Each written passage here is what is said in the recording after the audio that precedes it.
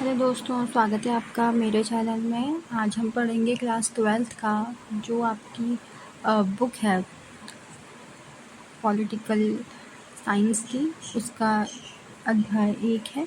आपकी 2 बुक हैं, तो मैंने ये पहली बुक उठाई है जिसमें हम पहला चैप्टर पढ़ेंगे। इसको पढ़ने का एक कारण है कि अगर हमें पॉलिटिकल को समझना है, यानी हमको इंडियन पॉलिटी को समझना है, जीएस पेपर 2 को समझना है, तो हमको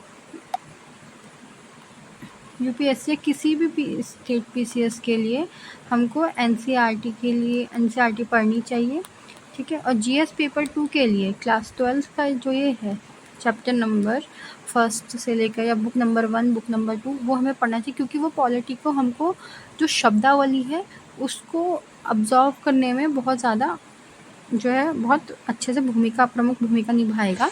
तो इसीलिए हम इसको स्टार्ट कर रहे हैं। ये जो सीरीज़ होगी ये किताब पूरी होगी, आधी अधूरी वाली किताब बिल्कुल नहीं पढ़ाई जाएगी। और बाकी मैंने हिस्ट्री के कुछ चीज़ें यहाँ पे अपलोड करने का प्रयास किया है। एक चैप्टर है जो मध्यकालीन भारत का है, बुक नंबर 2 का, उसका मैंने 3 पार्ट्स अपलोड कर दिए हैं। चौथा पार्ट कुछ दिनों में आएगा, लेकिन पहले हम पॉलिटी को कवर करेंगे, क्योंकि पॉलिटी पढ़ोगे तो थोड़ा मजबूती लगती है कि हाँ हमने कुछ पढ़ा है करके।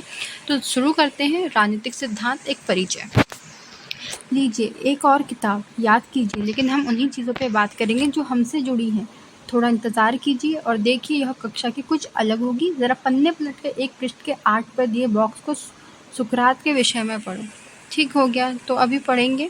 मुझे पता नहीं, लेकिन मुझे वह तरीका अच्छा लगा जिसमें उन्हें औरों के विचारों को, असंगतियों को दिखाया। ठीक है, यह सच है, अलग है। सुकरात कौन है? ठीक है, अभी पढ़ेंगे हम सोक्रेटिस के बारे में भी। तो ये पहला पन्ना है। देखो यहाँ पे जो कहा गया है ना, मनुष्य 2 मामलों में अद्वितीय है। एक तो उसके पास विवेक है और अपनी गतिविधियों में व्यक्त करने की योग्यता है। देखो अब जहाँ तक हो सके वहाँ तक जरा सोचो। हम एक मनुष्य हैं, हमारे पास एक विवेक है, यानी सोचने की तर्कसंगतता है हमारे पास, ठीक है। और हम अपनी गतिविधियों से व्यक्त करने की यहाँ पे योग्यता रखते हैं। ठीक हो गया।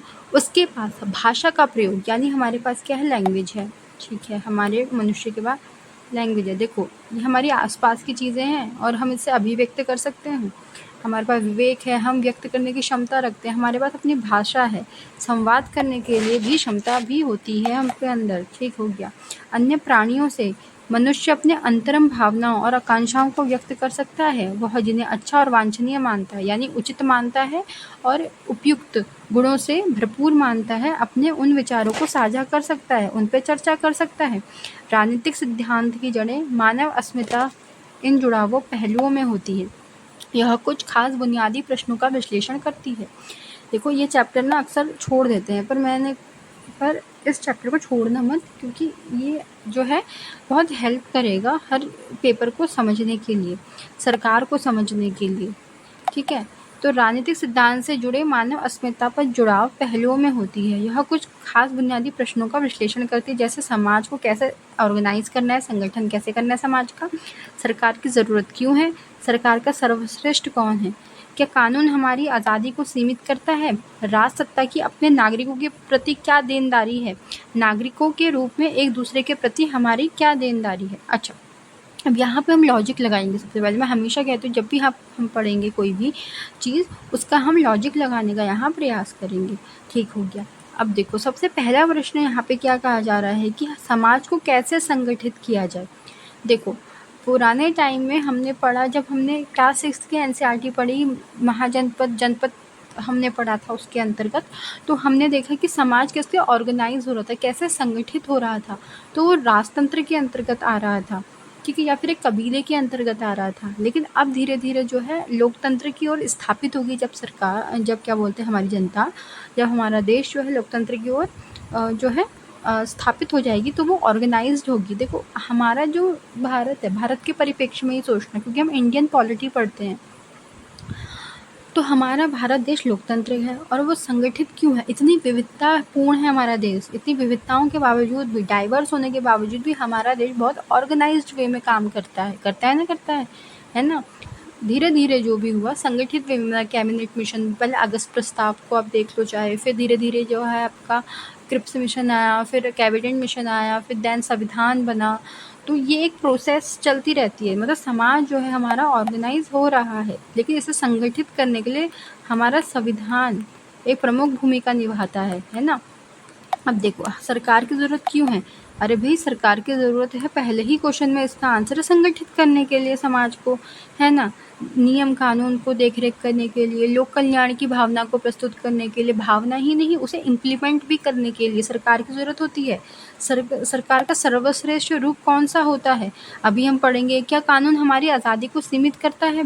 जी हाँ, आज़ादी हमारी सीमित होनी चाहिए। ऐसा नहीं कि देखो हमारी जो चलती है पद्धति, मान लो ये एक व्यक्ति है, ठीक है, और दूसरा व्यक्ति है, ठीक हो गया, ये इसको तंग कर रहा है, तो इसके क्या बोलते फंडामेंटल राइट, यानी इसके मौलिक अधिकारों का उल्लंघन हो रहा है, जीवन जीने के अधिकारों का उल्लंघन हो रहा है।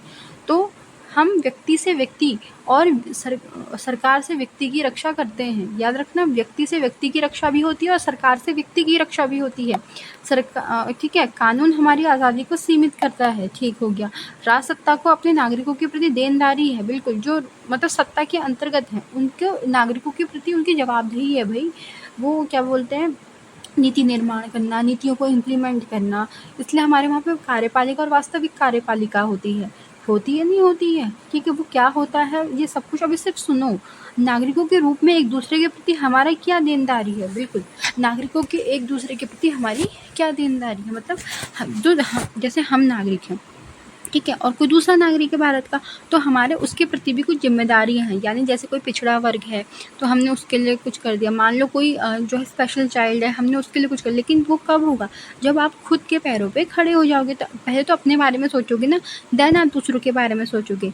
यानी हमको क्या करना है, दूसरों के बारे में तो सोचोगे, सेकंड आप करते हो अपने कर्तव्यों को निभा सकते हो। जैसे कूड़ा नहीं फेंकना, जैसे स्वच्छ भारत अभियान है, कूड़ा नहीं फेंकना है आपको इधर उधर सड़कों पे जिससे गंदगी होती है, तो आप अपने नागरिक कर्तव्यों का निर्वाह कर रहे हो।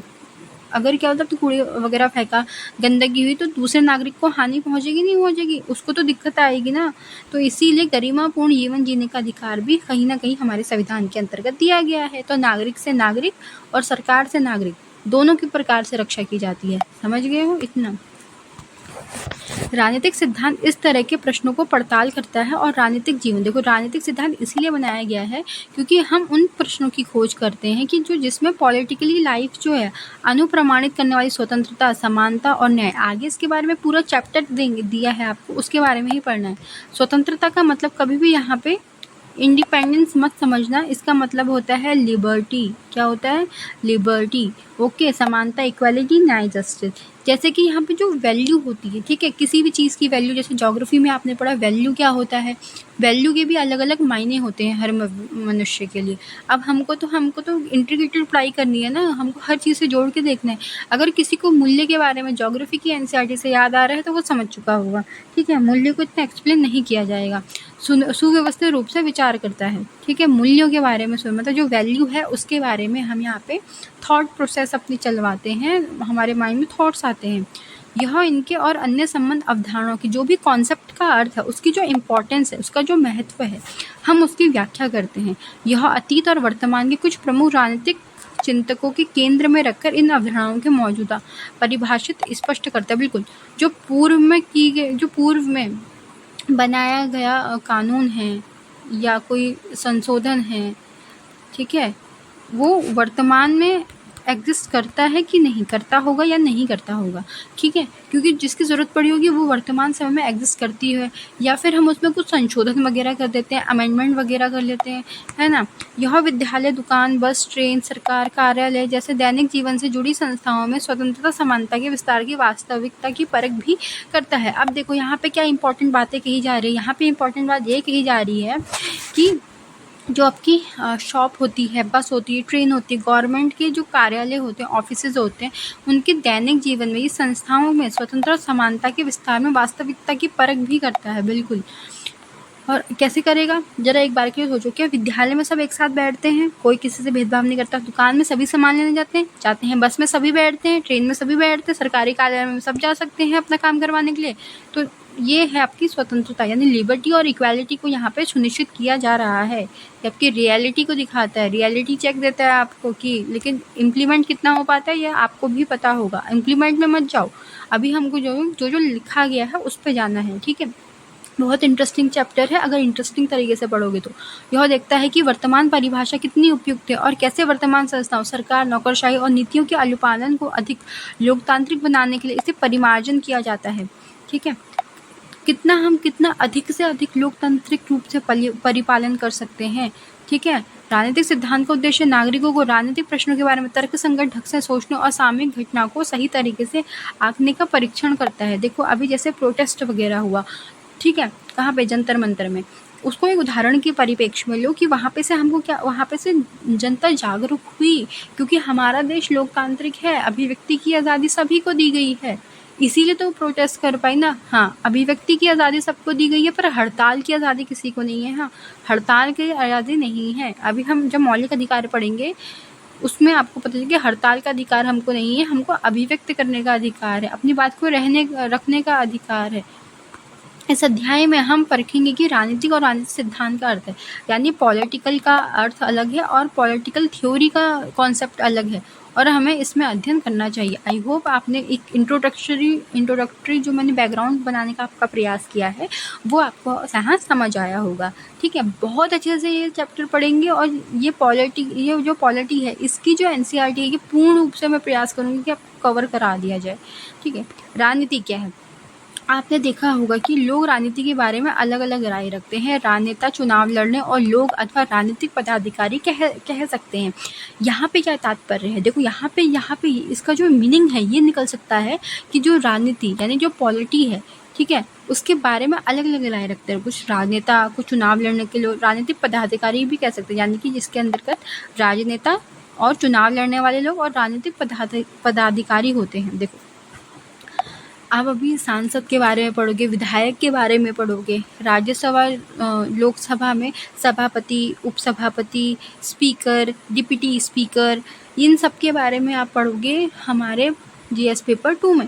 राजनीति एक प्रकार का जन सेवा है, ठीक है। क्या है राजनीति? राजनीति की अगर कुछ सटीक परिभाषा है तो यही है कि राजनीति क्या है, एक प्रकार की जन सेवा है, क्योंकि वो जनता के लिए बनी है। राजनीति से जुड़े लोग राजनीति में दांवपेच से जोड़ते हैं, ये गलत है, ठीक है। आवश्यकता और महत्वाकांक्षाओं को पूरा करने के कुचक्र में लगे रहते हैं। कई अन्य के लिए राजनीति वही है जो राजनेता करते हैं।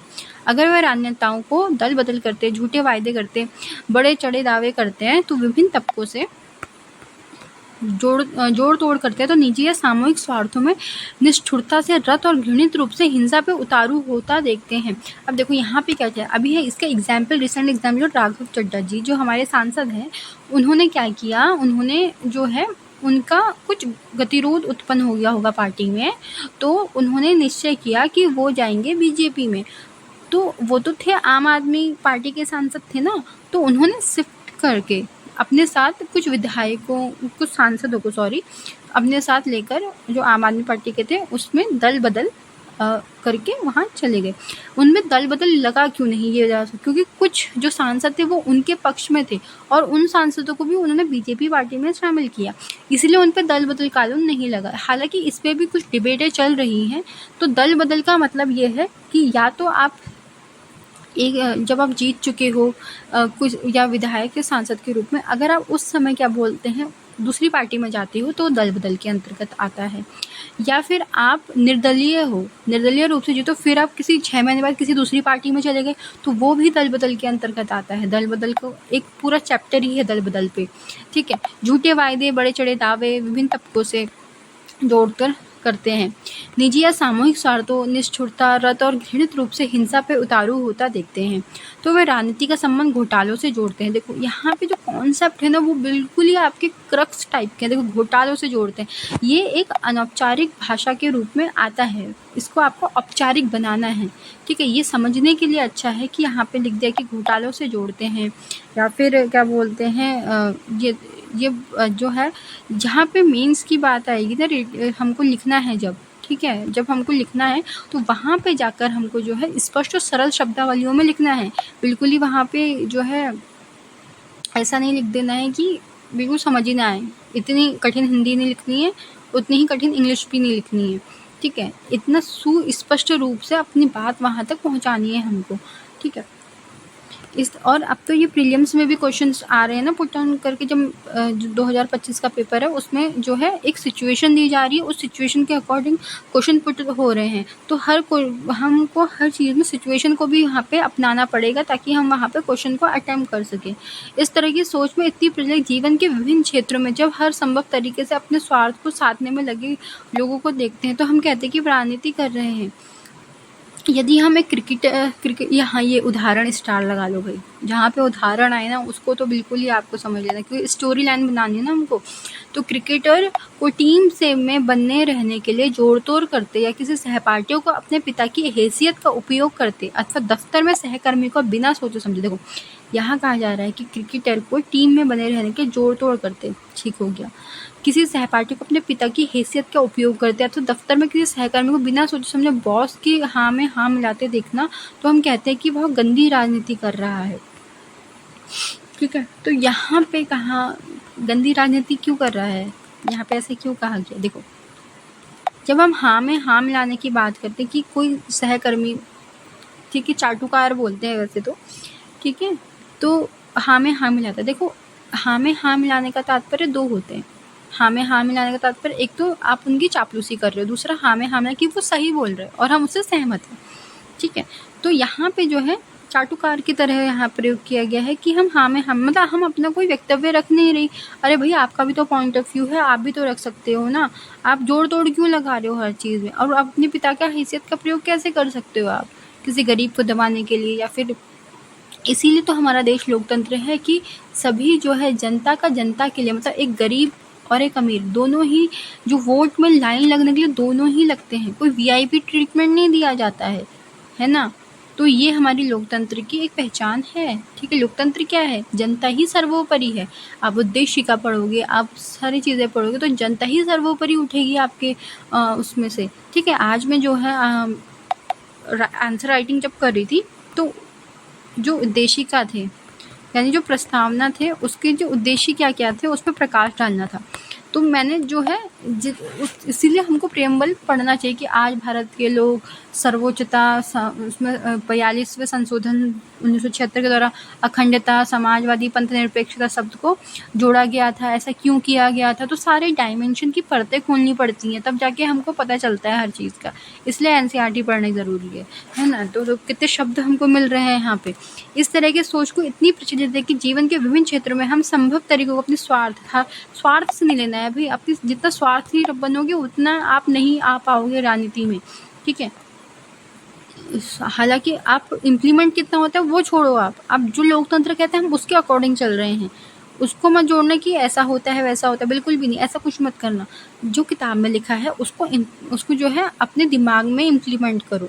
वर्तमान समय में क्या ऐसी चीज़ चल रही क्या चल रही उसको छोड़ो आप, ठीक है। जैसे बुक बोल रही है उसका मीनिंग निकालने का प्रयास करो, उसका लॉजिक लगाने का प्रयास करो, ऐसा क्यों बोला जा रहा है। स्वार्थपरकता, ऐसे धंधों में मोहभंग में, जैसे कि अभी क्या हो रखा है ना कि खनन बहुत हो रहा है ना। तो एक जगह थी चंबल, हाँ बिहार चंबल में, वहाँ पे जो है माइनिंग हो रही थी, मतलब जो रेत है, ठीक है, उसको जो प्रयोग है उसका रेत का जो, क्योंकि वहाँ पे जो आपका माफिया बोलते हैं उनको, रेत माफिया, तो फिर एक वन आरक्षित जो वहाँ पे काम था सहकर्मी, उसका पैर कट गया था, ठीक हो गया। तो इसी को रोकने के लिए जो है जो वो रेत है उसको ज़्यादातर सार्वजनिक कामों में लगाया जाएगा, ऐसा जो मतलब जजमेंट आ रखा है, ठीक है। तो यहाँ पे यही है कि जो हमारी हताश जनता होती है, स्वार्थपरकता होती है, धंधों को मोहभंग करने के लिए राजनीति करते हैं, तो मुझे राजनीति में रुचि नहीं है, मैं राजनीति से दूर ही रहता हूँ, है ना, ऐसे ही कहा जाएगा। लेकिन बल्कि इसे लाभान्वित ऐसे, या तो आप पीछे हट जाओ या तो आप फ्रंट फुट पे आओ और अपनी बातों को अभिव्यक्त करो। हमारा आर्टिकल, कौन सा आर्टिकल, 19 आर्टिकल हमको दिखता है, क्लॉज 1A, है ना, देता है नहीं देता है अभिव्यक्ति की स्वतंत्रता, ठीक है। मैं आपको एग्जाम्पल दे रही हूँ, इसका आर्टिकल नंबर 1, इसको आप फिर पन्ने पलटोगे क्या होता है क्या होता है, ऐसा मत करना। अभी ऐसा नहीं करना जो बिल्कुल ही मतलब क्या बोलते स्टार्टिंग से कर रहे हैं ना, अभी सिर्फ इस बुक को समझो। मैं आपको एग्जाम्पल दे रही हूँ बस, ठीक है। जिन्होंने पढ़ लिया है उनको तो बहुत ही अच्छे से समझ आ रहा होगा। वैसे तो मोहभंग होने पर राजनीति हताश हो जाती है। हम कहते हैं कि मैं राजनीति से दूर रहता हूँ। राजनीति गंदी नहीं है, राजनीति अच्छी भी हो सकती है और बुरी भी हो सकती है। वो तो इंसान पर निर्भर करता है ना कि आप मनुष्य कितना उसको समझ पाता है। अभी तो यहाँ पे क्या कि मनुष्य को तर्क दिया है, मनुष्य को क्या बोलते हैं यहाँ पे तर्क के साथ साथ अभिव्यक्ति करने की भी आज़ादी मिल रखी है। वो अपनी तर्क संगतता को प्रस्तुत कर सकता है। ऐसा क्यों? क्योंकि मनुष्य को विवेक दिया है, ठीक है, भाषा दी है, शैली दी है। अपनी मुसीबतों के लिए राजनीति को कोसते रहते हैं। सिनेमा के कलाकार भी अक्सर राजनीति की बुराई करते हैं। यह अलग बात है कि जैसे कि वे इस खेल में सम्मिलित होते हैं, वैसे ही वे अपनी इस खेल की ज़रूरतों के अनुसार ढाल लेते हैं। इस प्रकार हमारे सामने राजनीति की परस्पर विरोधी छवियों से होता है। क्या राजनीति अवांछनीय गतिविधि है, यानी कि अवगुण है क्या उसमें, जिसे हमें अलग रखना चाहिए और पीछा छुड़ाना चाहिए, या इतनी उपयोगी गतिविधि? देखो, अगर राजनीति भी नहीं होगी ना, पक्ष विपक्ष भी नहीं होंगे, पक्ष विपक्ष नहीं होंगे तो सरकार नहीं होगी, सरकार नहीं होगी तो देश कैसे चलेगा, देश नहीं चलेगा तो फिर दूसरे जो देश है वो हम पे उपनिवेशवादी वाले कब्जा कर लेंगे, जैसे ब्रिटिशरों ने किया था नहीं किया था। यहाँ यह इतनी उपयोगी गतिविधि की बेहतर दुनिया बनाने के लिए हमें निश्चित ही इसमें शामिल होना चाहिए। आपको तुरंत राजनीति से संन्यास ले लेना चाहिए। देखो आजकल क्या बोलते हैं ना, क्या बोल रहे हैं आजकल, पॉलिटिकल, अगर आपको राजनीति में जाना है तो उसको एक करियर की अपॉर्चुनिटी देखना, जबकि इसको करियर की अपॉर्चुनिटी नहीं देखना है। ये जिस इस फील्ड में आते हैं ना, ये तो जनता के लिए समर्पित होना होता है। इसके लिए इस करियर, पॉलिटिकल करियर बर्बाद हो गया, पॉलिटिकल करियर बहुत अच्छा हो गया, ऐसा नहीं। उसको करियर की तरह तौर पे हमको नहीं देखना चाहिए, ठीक है। आपको तुरंत राजनीति से संन्यास लेना चाहिए कि आपको कामकाज के इस बुरा प्रभाव पड़ा है। बहुत सोचता है कि वह झूठ और धोखाधड़ी से काम चला सकता है। देखो, ये हमारा समाज का एक आईना प्रदर्शित कर रहा है कि ऐसा होता है, इसलिए वो यहाँ पे ऐसी बातें बोल रहा है ना। क्यों लिखा उसने ऐसा, जो लेखक है यहाँ पे? क्योंकि क्या बोलते हैं यहाँ पे, कहा जा रहा है कि वो कह रहे हैं कि फ्रंट पे आओ। ये जो बुक है ना, ये अवेयर करेगा आपको कि फ्रंट फुट पे आने से क्या होगा ज़्यादा से ज़्यादा। जब हमको अगर एक अच्छा सा अधिकारी बनना है, भली वहाँ के हमको अपनी प्रशासनिक व्यवस्था को सुदृढ़ करना है, तो उसमें जाके हमको ईमानदारी का बीज तो बोना ही होगा। जैसे झूठ का बीज बोया जाता है, गलत कामों का बीज बोया जाता है, वैसे ही हम अच्छे कामों का बीज भी तो बो सकते हैं। तो कई अच्छे काम भी हो सकते हैं, है ना। अगर 100 में से 10% भी अच्छे लोग होते ना, तो उनकी वजह से बहुत अच्छा देश चल सकता है। धीरे धीरे ये संख्या बढ़नी भी चाहिए, और इसीलिए हमको एक अधिकारी के तौर पर, भावी अधिकारी के तौर पे इसको पढ़ना चाहिए कि अगर हमारे साथ भी ऐसा, हम अधिकारी बने, हमारे साथ कोई सिचुएशन आ जाए, तब हम क्या करेंगे, है ना। यह दुर्भाग्यपूर्ण है कि राजनीति का संबंध किसी भी तरीके से निजी स्वार्थ को साधने के धंधे से जुड़ गया है। हमें समझने की ज़रूरत है कि राजनीति किसी भी समाज का महत्वपूर्ण यानी इम्पोर्टेंट अविभाज्य अंग है। महात्मा गांधी एक बार टिप्पणी की थी कि राजनीति से हमें सांप की कुंडली की तरह जकड़ा हुआ है। ये लो, स्टार मार्क भाई, स्टार मार्क। महात्मा गांधी जी ने क्या कहा है? टिप्पणी, राजनीति, जो राजनीति की परिभाषा दी है, उन्होंने कहा राजनीति हमें सांप की कुंडली की तरह जकड़ा हुआ है।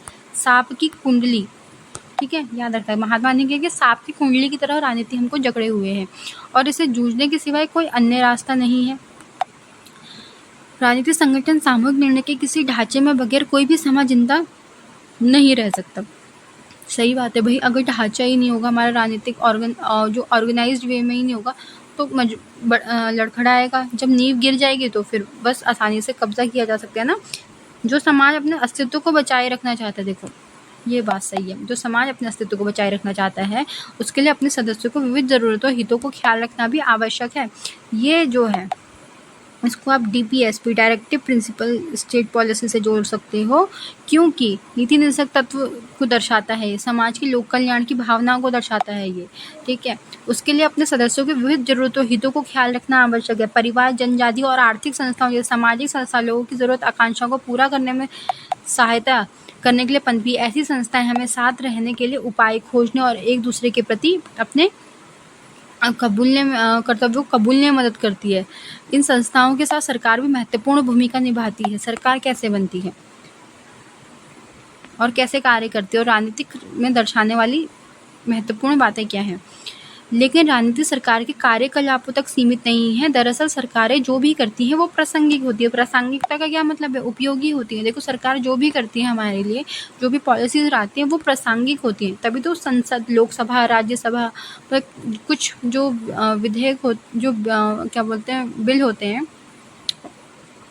विधेयक मान लो, ठीक है, वो राज्यसभा में या कुछ लोकसभा में, धन विधेयक को छोड़कर, ठीक है, पढ़ोगे आप विधेयक के बारे में, तो वहाँ पे जो है फिर वो इम्प्लीमेंट होकर राष्ट्रपति की सिग्नेचर के लिए जाता है, फिर वो होता है। और ये प्रासंगिकता दिखाता है, डिबेटें होती हैं भाई उसमें, तभी तो हम एक कंक्लूजन पे पहुँच पाते हैं, क्योंकि वह लोगों के जीवन में भिन्न-भिन्न तरीकों से प्रभावित करता है। ये भी देखा जाता है। हम देखते हैं कि सरकार हमारी आर्थिक नीति, विदेश नीति, शिक्षा नीति को निर्धारित करती है। देखो वो इकोनॉमिक पॉलिसी, जो अब्रॉड पॉलिसी आपकी होती है, एजुकेशन पॉलिसी होती है आपकी, ठीक है, ये सब कुछ दिखती है। ये नीतियाँ लोगों के जीवन में उन्नत करने में सहायता होती हैं।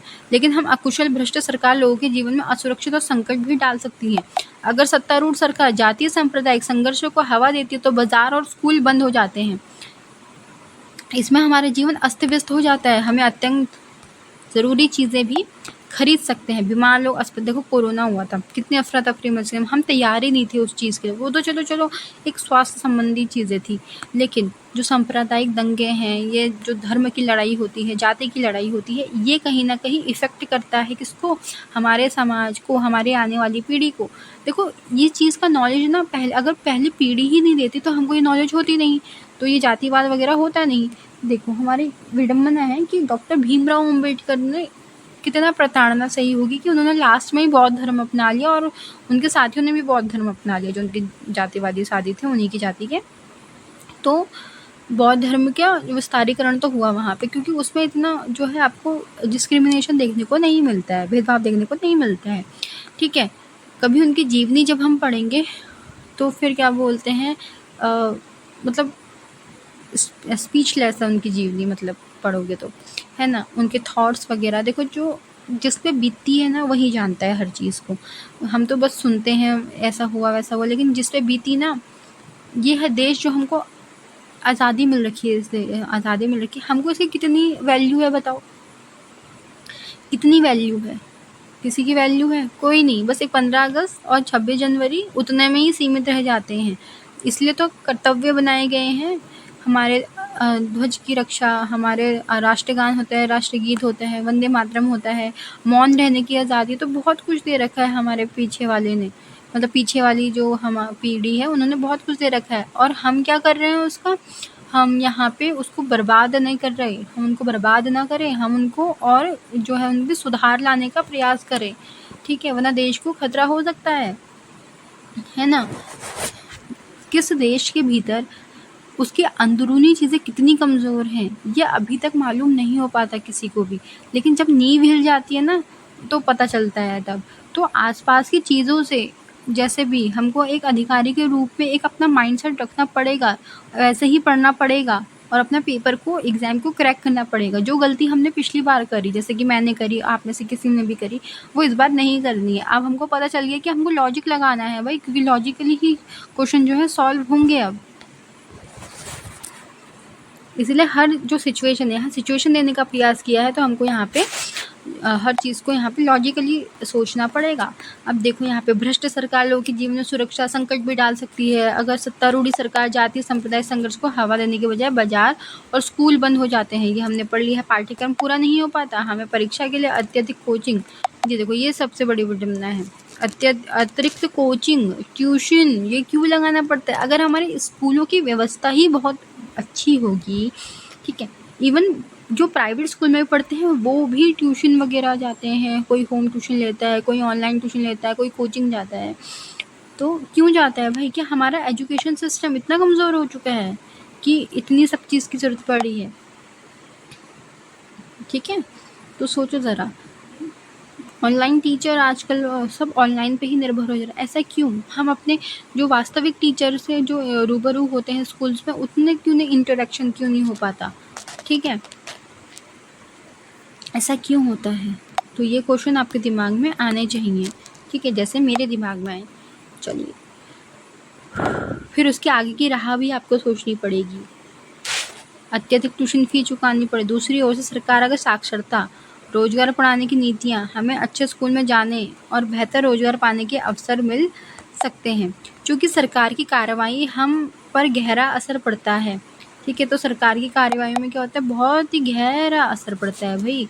सरकार के कामों में खूब दिलचस्पी लेते हैं, हम संस्थाएं बनाते हैं अपनी मांगों को जोड़ने के लिए, प्रचार अभियान करते हैं, हम दूसरे से बातचीत करते हैं, हम और सरकार के निर्धारित लक्ष्यों को आकार देने का प्रयास करते हैं। क्या करते हैं, निर्धारित लक्ष्यों को आकार देने का प्रयास करते हैं। जब हम सरकार की नीतियों से असहमत होते हैं तो हम विरोध करते हैं, वर्तमान कानून को बदलने के लिए अपनी सरकारों को राजी करने हेतु प्रदर्शन आयोजित करते हैं, हम अपने प्रतिनिधियों की गतिविधियों पे जोश के साथ वाद विवाद विचार विमर्श करते हैं। भ्रष्टाचार बढ़ा या घटा, हम पूछते हैं कि क्या भ्रष्टाचार को जड़ से मिटाया जा सकता है। मुझे लगता है इसका डाटा भी रिलीज़ करना चाहिए, ये एक सॉल्यूशन हो सकता है। तो सॉल्यूशन भी हमको सोचना है, क्या किसी खास समूह के लिए आरक्षण न्याय संगत या नहीं हो सकते। देखो, जिस प्रकार से वोटिंग पोल आते हैं ना कि इनको इतने वोट मिले, वैसे ही हम कुछ पोल्स के माध्यम से ये भी बता सकते हैं कि भ्रष्टाचार कितने प्रतिशत बढ़ा, कितने प्रतिशत घटा। जैसे हमारे जो न्यूज़ रिपोर्टर्स होते हैं, मीडिया की स्थिति क्या होती है, उसके लिए रैंकिंग निर्धारित की जाती है। तो मुझे कमेंट में बताइएगा, भारत की मीडिया में कितनी रैंकिंग है हमारे यहाँ पे, ठीक है, पूरी दुनिया में। क्या किसी खास समूह के लिए आरक्षण न्याय संगत है या नहीं, हम यह और समझने का प्रयास करते हैं क्यों कोई पार्टी नेता चुनाव जीतते हैं। इस तरीके से हम मौजूद अव्यवस्था, पतन, तर्क संगत कारण तलाशने, एक बेहतर दुनिया को रचने का आकांक्षा होती है। देखो, यहाँ से आपने शुरू किया, एक पीक आएगा जब आप बहुत अच्छे से हो जाओगे, लेकिन इसको समानांतर रखने के लिए और इसको डाउनफॉल ना होने के लिए आपको बहुत मैच्योरिटी से काम करना पड़ेगा। ये देखो, जब आपने शुरू किया आप बहुत ऊपर पीकते गए तो उसका पतन भी निश्चित होता है, ऐसा बोला जाता है। लेकिन अगर इसको समानांतर रखना है, आपको पैरेलल रखना है अब यहाँ से, ठीक है, तो आपको उस तरह का माइंडसेट भी, अप्रोचेस अपनानी पड़ेगी, ठीक है। डाउनफॉल कोई भी बर्दाश्त नहीं कर सकता, इसीलिए जो अपना डाउनफॉल है वो उसको नहीं रखते, उसको समांतर रखना हमारी जिम्मेदारी है। तो समांतर रखने की जिम्मेदारी तो इंसान पे ही होती है, ठीक है। क्या किसी खास समूह के लिए आरक्षण न्याय संगत है? क्योंकि समाज की मुख्य धारा के लिए, समाज की जो मुख्य धारा के लिए उनको भी तो प्रयास करना है। ये ज़रूरत थी भाई उस समय की। आज के परिप्रेक्ष्य में 10 साल के लिए और आगे बढ़ा दिया वैसे आरक्षण को, ठीक है। लेकिन क्या बोलते हैं, उस समय के हिसाब से ही उचित था, ठीक है। अभी भी उचित ही है। अब ज़रा सोचो, हम 2 चीज़ों में बट गए हैं, ठीक है। कोई कहता है कि आरक्षण नहीं होना चाहिए, कोई कहता है होना चाहिए, डिबेट होनी चाहिए इस पर, ठीक है। क्योंकि भाई अगर आप एक चीज़ को इम्प्लीमेंट करें तो दूसरी चीज़ को प्रयास करो कि वो हो ही ना, ठीक है। उसको ज़ीरो तक लाने के लिए आपको कुछ ना कुछ करना पड़ेगा, ठीक है। सांप्रदायिकता अगर नहीं पनपेगी तो फिर वो ऑटोमेटिकली, जब ये सारी चीज़ें, मतलब हमारे जो देश की जो भी टर्म्स एंड कंडीशंस हो रही हैं, मतलब जितनी भी चीज़ें हो रही हैं, ठीक है, जो होनी नहीं चाहिए, उसको ज़ीरो तक अगर पहुंचाना है ना, 1 और 0 के बीच में, तो आपको जो है उसको ऐसी सुधार नीतियों को लाना पड़ेगा, जागरूकता लानी पड़ेगी, ठीक है। जैसे कि ज़रा सोचो, एग्ज़ाम्पल फॉर, मैं कुछ वैसे नहीं, मैं खाली एक एग्ज़ाम्पल दे रही हूँ, हाँ, इसको उससे मत लेना। जैसे कोई सत्संग कर रहा है और बहुत बड़ा बाबा है या फ़कीर है या फिर कोई भी फादर वगैरह चर्च में जाते हैं, वो अपना एक ओवरव्यू देते हैं, ठीक है। तो ज़्यादा कौन है सबसे ज़्यादा, ये बताओ?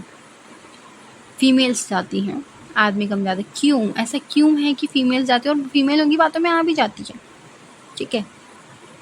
ऐसा नहीं होना चाहिए, है ना। हमको अपनी तर्कसंगत, जब पहली ही लाइन में उसने जब लिखा है कि मनुष्य को विवेक दिया है, तो महिलाएं भी उस विवेक के अंतर्गत आती हैं भाई। तो क्योंकि जब बेरोज़गारी ही नहीं होगी, सब लोग काम ही करेंगे, तो फिर टाइम नहीं मिलेगा, है ना। मेल्स को ज़्यादातर टाइम क्यों नहीं मिलता? क्योंकि वो जॉब में है, उनको क्या बोलते अपने काम में व्यस्त हैं। काम में व्यस्त होना ही इन लोगों का क्या हो जाता है, फिर डाउनफॉल अपने ऑटोमेटिकली हो जाएगा, समाज बहुत अच्छा बन जाएगा। तो ये सब इंडिपेंडेंट, लिबर्टी उनके पास होगी, अच्छी तनख्वाह होगी, सब कमाएंगे। तो ये इनसी चीज़ों से अच्छा है कि हम कुछ विवेकतापूर्ण, तर्कसंगततापूर्ण सीखें, ताकि समाज भी उससे आगे बढ़े, ठीक है। इसीलिए अपना विवेक को प्रयोग करते हुए हमको ये सारी चीज़ें करनी है। है ना? भ्रष्टाचार कैसे बढ़ रहा है उसके लिए आपको व्यक्त करना भी आना चाहिए, लेकिन बिना कोई सबूत के नहीं, ठोस सबूत के साथ, ठीक है? क्या किसी खास समूह के लिए आरक्षण न्याय संगत है या नहीं? हम यह समझने का प्रयास करते हैं कि कोई पार्टी नेता चुनाव जीतते हैं, मौजूदा अव्यवस्था और पतन के तर्कसंगत कारण तराशने के लिए एक बेहतर दुनिया रचने की आकांक्षा रखते हैं। निष्कर्ष की राजनीति जन्म इस तथ्य से होता है कि हमारे और हमारे समाज के लिए उचित, वांछनीय और क्या नहीं, इस बारे में हमारी दृष्टि से अलग-अलग होती है। इनमें समाज में चलने वाले बहुविध वार्ताएं शामिल हैं, जिसके माध्यम से सामूहिक निर्णय किए जाते हैं। एक स्तर में इन वार्ताओं में सरकार के कार्यों और इन कार्यों की जनता से जुड़ा होना शामिल है। अब यहाँ पे क्वेश्चन जो इनको भी करना ही है। राजनीति हमारे दैनिक जीवन में किस तरह असर डालती है, अपने जीवन की एक दिन की घटनाओं का विश्लेषण कीजिए। ठीक हो गया क्वेश्चन है ये। क्या विद्यार्थियों को राजनीति में भाग लेना चाहिए? दूसरे स्तर पे जनता का संघर्ष, उसका निर्णय देखो, एक पीक पे आएगा ना जब क्या बोलते हैं संघर्ष बहुत बढ़ जाएगा, और जब संघर्ष का प्रभाव बढ़ेगा तो जनता आपस में वार्ता करेगी। उन सामूहिक, जैसे सीजेपी पार्टी बन गई, कॉकरोच डंडा पार्टी कैसे बनी, क्योंकि आक्रोश था भाई बेरोजगार युवाओं में। उन सामूहिक गतिविधियों में भाग लेती थी जो सामाजिक विकास को बढ़ावा देने और सामान्य समस्याओं को समाधान में मदद करने के उद्देश्य से तैयार की गई होती थी। तब कहाँ जा सकता था जनता की राजनीति में संलग्न है। राजनीति सिद्धांत में हम क्या पढ़ते हैं? यदि हम अपने आसपास देखें तो आंदोलन, विकास और परिवर्तन दिखेगा, लेकिन अगर हम गहराई में गौर करें तो हमें यह दिखेगा कि निश्चित रूप से मूल्य और सिद्धांतों ने जनता को प्रोत्साहित किया। बिल्कुल, विकास तो कैसे होगा जब आपके मूल्य होंगे, सिद्धांत को कैसे इम्प्लीमेंट करोगे जब परिवर्तन होगा, और नीति सब आपस में जुड़े हैं और नीतियों को निर्देशित किया जाएगा। लोकतंत्र, स्वतंत्रता, समानता ऐसे आदर्श सिद्धांत है। विभिन्न देशों में ऐसे मूल्यों को अपने संविधान में प्रतिस्थापित कर उनकी हिफाजत करने का प्रयास करते हैं, जैसा कि अमेरिकी भारतीय संविधानों में किया गया है। हालांकि इन संवैधानिक दस्तावेजों की उत्पत्ति रातों रात नहीं हुई। इसका निर्माण उन विचारों, सिद्धांतों के आधार पर हुआ जिन पर कौटिल्य और अरस्तु से लेकर Jean Jacques Rousseau, Karl Marx, Mahatma Gandhi, doctor B R. Ambedkar तक के समय में वाद विवाद होता था। बहुत पहले ईसा पूर्व 5वीं शताब्दी में प्लेटो और अरस्तु ने अपने विद्यार्थियों में विचार विमर्श किया, राजतंत्र, लोकतंत्र में कौन सा तंत्र बेहतर है। आधुनिक काल में सबसे पहले रूसो ने सिद्ध किया कि स्वतंत्रता मानव मात्र का मौलिक अधिकार है। कार्ल मार्क्स ने तर्क दिया कि समानता भी उतनी ही निर्णायक होती है जितनी की स्वतंत्रता। ठीक है, ये जो ऑप्शनल वाले हैं उनके लिए काम है वैसे तो ये। ठीक है, अपने देश में गांधी जी ने अपनी पुस्तकों हिंद स्वराज में वास्तविक स्वतंत्रता स्वराज के अर्थ की विवेचना की है। ठीक हो गया, तो गांधी जी ने पुस्तक हिंद स्वराज में वास्तविक स्वतंत्र की स्वराज का अर्थ की विवेचना की। अम्बेडकर ने जोरदार तरीके से तर्क देखा कि एसटी यानी कि अनुसूचित जातियों, अल्पसंख्यक जो माइनॉरिटीज़ हैं, माना जाना चाहिए, उन्हें विशेष संरक्षण मिलना चाहिए। इन विचारों में भारतीय संविधान की प्रस्तावना, स्वतंत्रता, समानता, प्रतिष्ठा, ये सारे जो वर्ड हैं ना आपकी प्रस्तावना में लिखे गए हैं। और अल्पसंख्यक अनुसूचित जाति के बारे में आपको 15 और 16 क्लॉज में आपको देखने को मिलेगा। और शोषण के विरुद्ध अधिकार, अल्पसंख्यक के लिए अलग से एक मौलिक अधिकार बनाया गया है, वो भी आपको देखने को मिलेगा। तो भारतीय संविधान के अधिकार वाले अध्याय में किसी भी रूप में छुआछूत का निषेध किया। अभी मैंने क्या पढ़ा था, महात्मा गांधी ने एक स्टेटमेंट दिया था, किसी को याद है तो बताओ। उन्होंने कहा था कि राजनीति क्या है, व्हाट इज़ राजनीति। राजनीति है जो है आपकी सांप की एक कुंडली है, बोला था, है ना। राजनीति सिद्धांत उन विचारों और नीतियों व्यवस्थित रूप से प्रतिबिंबित करता है जिससे हमारे सामाजिक जीवन, सरकार, संविधान ने आकार ग्रहण किया है। देखो, जो सोशल लाइफ होती है, आपकी गवर्नमेंट होती है, उसने एक आकार तो बनेगा ही ना उसका। ये आकार कैसे बनेगा, देखो 3 चीज़ें होती है। एक तो न्यायपालिका होती है हमारे वहाँ, एक जो है विधायिका होती है ना, एक कार्यपालिका होती है नहीं होती है। ये एक पैटर्न ये बनता है, एक पैटर्न बनता है सुप्रीम कोर्ट का, एक पैटर्न बनता है हाई कोर्ट का, एक पैटर्न बनता है डिस्ट्रिक्ट कोर्ट का, है ना। एक पैटर्न बनेगा, नीचे से एक और आएगा ग्राम न्यायालय का, है ना। तो ये एक आकार तो बन रहा है ना हमारे वहाँ पे। ठीक है, धर्मनिरपेक्ष अवधारणाओं को यहाँ पे पंथ निरपेक्षता शब्द ज़्यादा बेहतर रहेगा, क्योंकि पंथ निरपेक्षता सब प्रस्तावना में हमारी लिखी आई है। अवधारणाओं का अर्थ स्पष्ट है, यह कानून का राज, मतलब हम तटस्थ हैं भाई धर्म के मामले में। हम ना किसी धर्म को मानते हैं, लेकिन हाँ धर्म की किसी जैसे कुंभ हो गया आपका, या फिर कोई मतलब कोई ऐसा त्योहार हो गया जिसमें बहुत भीड़-भाड़ हो सकती है, तो हम उसमें जो है मदद कर सकते हैं। जैसे कावड़ में जाते हैं तो फिर वहाँ पे कावड़ लेके जाके तो बीच-बीच में जो है पानी की बोतलों की व्यवस्था, ऐसी व्यवस्था हम कर सकते हैं, ठीक है। लेकिन अगर धर्म के रूप में राज्य को कोई हानि होती है, तब एक्शन ले सकते, तब हस्तक्षेप कर सकती है जो गवर्नमेंट है और सुप्रीम कोर्ट है। अधिकारों का बंटवारा भी हो रखा है हमारे यहाँ। न्याय पुनरावलोकन जैसी नीतियों पढ़ेंगे। जुडिशरी रिव्यू आर्टिकल नंबर 13 से निकला है, हमने ये भी देखना है।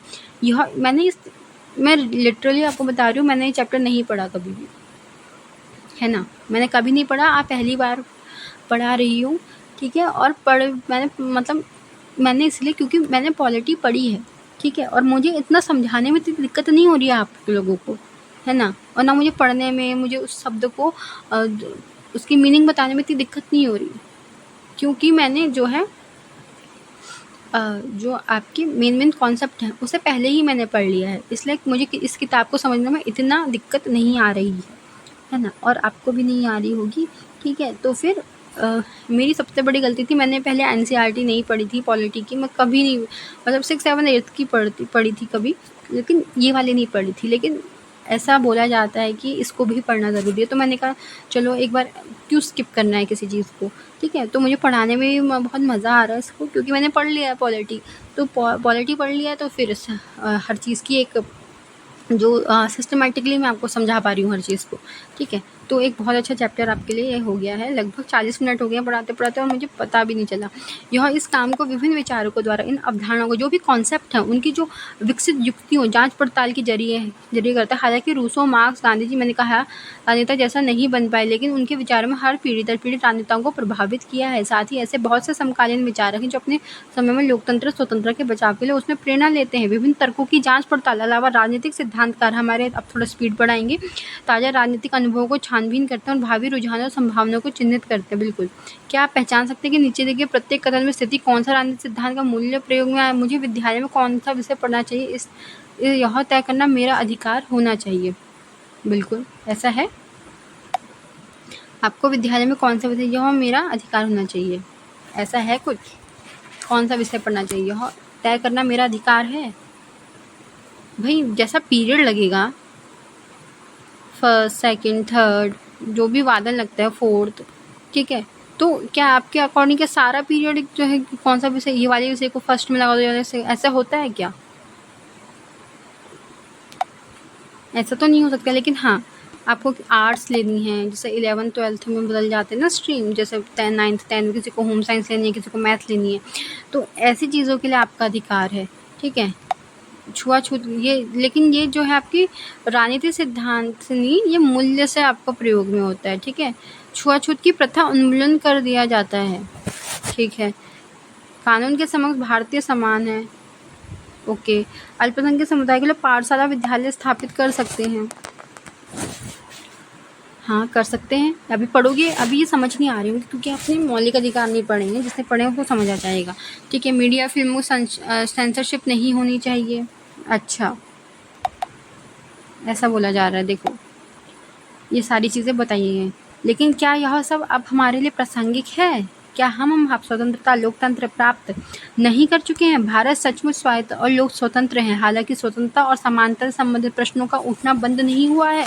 ऐसा इसीलिए कि स्वतंत्रता, समानता और लोकतंत्र संबंधित मुद्दे सामाजिक जीवन के अनेक मामलों में उठते हैं और विभिन्न क्षेत्रों में अलग अलग रफ्तार से उनकी बढ़ोतरी हो रही है।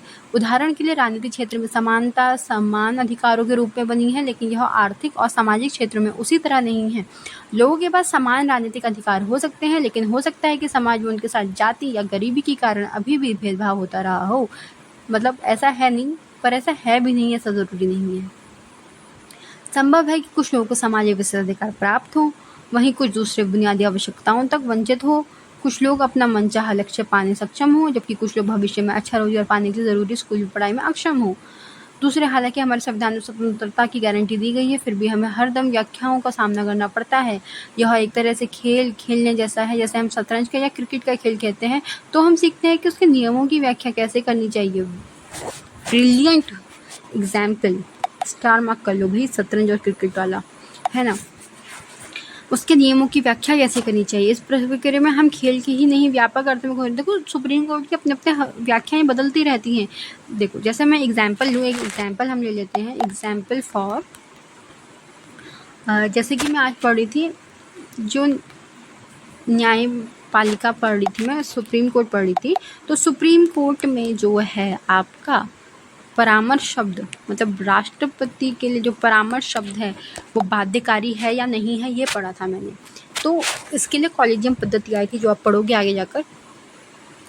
तो सुप्रीम कोर्ट कभी बोलता है, मतलब 1981-82 के बीच एक एसपी गुप्ता हुआ था जिसे प्रथम न्यायाधीश मामला भी कहते हैं। तो उसमें बोला था बाध्यकारी नहीं है, बोला था आपको कार्यपालिका की बात माननी पड़ेगी। फिर सेकंड केस आया 1993 आई थिंक उस समय आया था। तो उस समय कहा गया था कि हाँ 93 में आया था। तो उस समय कहा गया था कि आप बाध्य हो न्यायपालिका की बात मानने के लिए। और फिर राष्ट्रपति ने कुछ प्रश्न पूछे 1998 में, तो फिर उन्होंने कॉलेजियम पद्धति का वहाँ से विकास हुआ। फिर 2015 में एनए जो नेशनल एडवाइजरी कमेटी कुछ ऐसे आई कमेटी, एक मुझे याद नहीं आ रहा अभी, ठीक है, एनए कुछ ऐसे ही नाम था उसका, एनजेएसी। तो फिर उसमें एनजेएसी जो है वहाँ पे उसको असंवैधानिक करार दिया, क्योंकि उसमें जो है न्यायिक लोग कम थे, गैर न्यायिक ज़्यादा थे। यानी कि लोकसभा का विपक्ष हो गया, प्रधानमंत्री हो गए, उन सभी को ऐड ऑन किया था। जबकि होना ये चाहिए था कि जो न्यायपालिका है वो तटस्थ होती है, वो अंतिम व्याख्याकार होती है, उसमें आप हस्तक्षेप नहीं कर सकते हो। इसलिए वो असंवैधानिक घोषित करते उसको, 2015 वाला मामला था, ठीक है। तो कॉलेजियम प्रणाली में क्या होना चाहिए कि वो बेस्ट है एकदम, लेकिन उसमें कुछ सुधारात्मक चीज़ें कर सकते हो, वो बुरी नहीं है, लेकिन उसमें सुधार किया जा सकता है। पारदर्शिता का अभाव बोलते कुछ बोलते कि कुछ पता ही नहीं चलता कि कैसे चुनते हैं, क्या पद्धति है ना, ऐसा कुछ बोलते हैं। तो ठीक है, यहाँ पे बोला जा रहा है। तो चीज़ों की व्याख्या जो है अलग अलग, मतलब कभी बोलती है, मतलब ऐसे शब्दों का कुछ मतलब शब्द रखे गए हैं जिनका अर्थ जो है समय समय पे बदलते रहते हैं, है ना। आप पढ़ोगे इंदिरा साहनी केस पढ़ोगे, आप मेनका गांधी वाला केस पढ़ोगे, आप पासपोर्ट का केस था उनका, गोपालन केस पढ़ोगे आप, ए के गोपालन के, केशवानंदन भारती केस पढ़ोगे। तो अलग अलग व्याख्या जो है यहाँ पे बदली गई है। तो इसलिए यहाँ पे बोला गया है कि शतरंज और क्रिकेट की खेल जैसा है कि नियमों की व्याख्या कर लो बस, है ना। इस प्रक्रिया में हम खेल के नए और व्यापक अर्थ खोज निकालते हैं। ठीक इसी प्रकार से परिस्थितियों में मद्देनज़र संविधान में दिए गए मौलिक अधिकारों को निरंतर पुनर्व्याख्यात की जा रही है। इसके लिए बानगी तो यही है कि आजीविका के अधिकार को जीवन के अधिकार में शामिल करके यहाँ पे निजता के अधिकार की बात हो रही है। कहाँ पे है जीवन का अधिकार, ये है आर्टिकल 21 की बात हो रही है यहाँ पे, ठीक है। आजीविका का अधिकार हो, मतलब आर्टिकल नंबर 21 है, 21 है, प्लस यहाँ आर्टिकल नंबर हम यहाँ पे 15 क्लॉज 3 को भी जोड़ सकते हैं, और यहाँ पे हम DPSP को भी जोड़ सकते हैं। देखो कितनी चीज़ें जोड़ सकते हैं, क्योंकि यहाँ पे आजीविका की बात आ रही है। जैसे होगा कि समान कार्य के लिए समान वेतन दिया जाए स्त्री पुरुष दोनों को, है ना। और क्या बोलते हैं, महिला और बच्चों के लिए जो है विशेष उपबंध किए जाएं, इस प्रकार से किया जाए। गरिमापूर्ण जीवन जीने का अधिकार दिया जाए, ठीक है। सूचना के अधिकार की गारंटी RTI एक्ट 2005 का कानून द्वारा की गई है। समाज बार बार नई चुनौतियों का सामना करता है, इस क्रम में नई व्याख्याएं पैदा होती हैं। समय के साथ संविधान में दिए गए मौलिक अधिकारों में संशोधन भी हुए हैं। आर्टिकल में फोकस मत करना, एक एग्जाम्पल दे रही हूँ बस। इसका विस्तार भी यद्यपि न्यायिक व्याख्याओं और सरकारी नीतियों में नई समस्याओं का सामना करने के लिए बनाई गई हैं। तीसरे, जैसे हमारे दुनिया में बदल रही है, हम आज़ादी में संभावित खतरों के नए नए आयामों को खोज रहे हैं। उदाहरण के लिए वैश्विक संचार यानी ग्लोबल कम्युनिकेशन टेक्नोलॉजी जो होती है, दुनिया भर में आदिवासी संस्कृति, जंगलों की सुरक्षा के लिए सक्रिय कार्यकर्ताओं को दूसरे तालमेल करना आसान बना रही है, पर इनमें आतंकवादी अपराधियों को भी अपना नेटवर्क कायम करने की क्षमता दी है। इसके अलावा भविष्य में इंटरनेट द्वारा व्यापार में बढ़ोतरी तय है। इसका अर्थ है कि वस्तुओं अथवा सेवाओं की खरीद के लिए हम अपने बारे में जो सूचना ऑनलाइन दे रहे हैं उनकी सुरक्षा हो, मतलब प्राइवेसी पॉलिसी बनाना इम्पॉर्टेंट है हर किसी के लिए। इसीलिए यूँ तो इंटरनेट, अंग्रेजी में इंटरनेट के साथ नेटिजन कहा जाता है, इस्तेमाल करने वाले को क्या कहा जाता है, नेटिजन, ठीक है, नेटिजन सरकार नियंत्रण नहीं चाहती, लेकिन वह भी व्यक्तिगत सुरक्षा और गोपनीयता बनाए रखने के लिए किसी न किसी प्रकार का नियम ज़रूरी मानते हैं। परिणामस्वरूप ये प्रश्न उठाए जाते हैं कि इंटरनेट इस्तेमाल करने वाले लोगों को कितनी स्वतंत्रता दी जाती है। जैसे जम्मू कश्मीर में कुछ दिन के लिए इंटरनेट का शटडाउन हो गया था, है ना, एक वो वाला केस था। तो फिर क्या आप किसी अजनबी को अवांछनीय ईमेल भेज सकते हैं? क्या आप चैट रूम में अपने उत्पाद का विज्ञापन कर सकते हैं? क्या सरकार आतंकवादी सुराग लगाने के किसी व्यक्तिगत ईमेल में ताक झाँक कर सकते हैं? कितना नियम न्यायोचित है? इसको नियमन करना चाहिए। सरकार को कुछ स्वतंत्र नियामक और राजनीतिक सिद्धांत, इन प्रश्नों को संभावित उत्तरों के लिए सिलसिले के लिए हमारी सीखने के लिए बहुत कुछ, और इसलिए यह बेहद प्रासंगिक है। प्रासंगिक माने होता है उपयोगिता, ठीक है।